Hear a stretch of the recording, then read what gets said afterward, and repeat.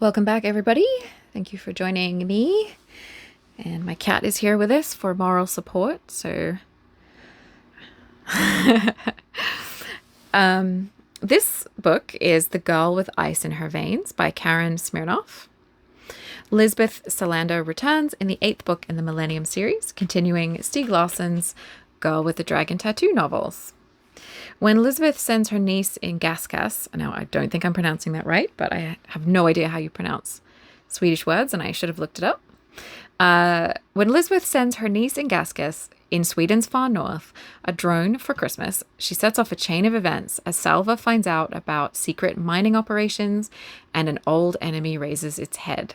Meanwhile, an old hacker friend, Plague, with links to the town, has gone missing, and Lisbeth decides to take Michael Blomquist with her and go take care of business as only she knows how.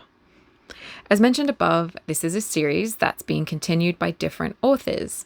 Stieg Larsson wrote the first 3 books, which were internationally successful and adapted for screen and TV. I guess you guys probably all remember those. He died before all of them were published. So I think at least the last one was published posthumously. And then an author, David Lagerkrantz, was tasked with continuing them, and he wrote 3 more. And now Karin Smirnoff has written the last 2 books. And based on this novel, I think she's writing a trilogy as well. The Smirnoff volumes are translated by Sarah Death, which is just a wonderful name for a translator and for a translator of these books. Oh, what a great name. I'm in 2 minds about other authors continuing an author's work or series. It can really feel like a soulless cash-in if it's not done well. But I think there are also cases where it works. So I guess it depends on what kind of novel it is and that kind of thing. Yeah, so as mentioned above, this is the author's 2nd book in the series, or her 2nd book in the series. There's a list of characters in the front, which helps you orient yourself if you read the previous book a while ago and maybe need a refresher. I think it may be an attempt to kind of help readers who didn't read the previous novel, which is kind of my way of bringing up that this book's events and characters lead on from the previous. And I think you may be a little bit lost if you haven't read that, or you're not really going to feel the same impact, I think. The book itself, it reads like a typical thriller, kind of airplane book style, if you know what I mean, and perhaps trying to emulate Larsson's original writing style. Maybe, I'm not sure, but I think that might be what is being attempted here. It has some darker and sexual themes, which won't surprise anyone, I think, because that was a really sort of prominent element of the early books as well. So on the whole, reading it, it feels like it's trying to be a bit edgy with its kind of darker themes. It's like hackers, environmental concerns, CEOs being bad guys, pedophile, criminal kingpins. You know, it's kind of all that kind of edgy, hot button stuff. It's quite well paced, which I always appreciate in a thriller, and it leads to sort of a big conclusion in the end quite nicely. There's a little bit too much plot and a few too many characters to keep track of at times, meaning it's basically like a little overstuffed. Blomquist and Lisbeth Salander herself appear in the story a little bit less than they could, with the niece, Svala?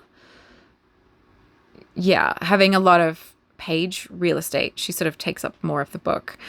I think this might be so that she can kind of inherit the mantle of her aunt, especially as she's sort of meant to be a bit of a child prodigy with really good with numbers and this sort of ability to survive and this kind of thing. We spend more time with her than Lisbeth in this book, so you could argue she's more like the main character, really. The book has its flaws, but a lot of that, I don't know, it's no worse than other contemporary thrillers that I've read.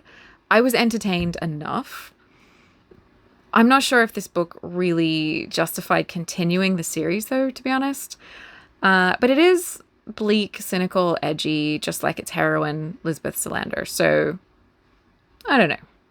So I think this one is for you if you are a fan of the main character and have been keeping up with her adventures so far.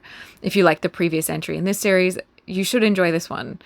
But I think if you wanted to read it as a standalone, it's okay that way, but I think it's more confusing. So it's kind of like, one of those ones where it's best if you've read previous books in the series, especially the one right before this one. But yeah, that's Girl with Ice in Her Veins. Thank you to Penguin Books for the copy of this book for review. Yeah, have you read the series? Were you really big into Girl with the Dragon Tattoo and all of that? Let me know in the comments. To me, it sort of wasn't really my thing, I guess. I do like a kind of dark thriller, but it just, I don't know. Maybe I just wasn't in the mood at the time when it was coming out and it was really big. I'm not sure. I know some of the sort of darker sexual stuff, I was just like, I don't need that.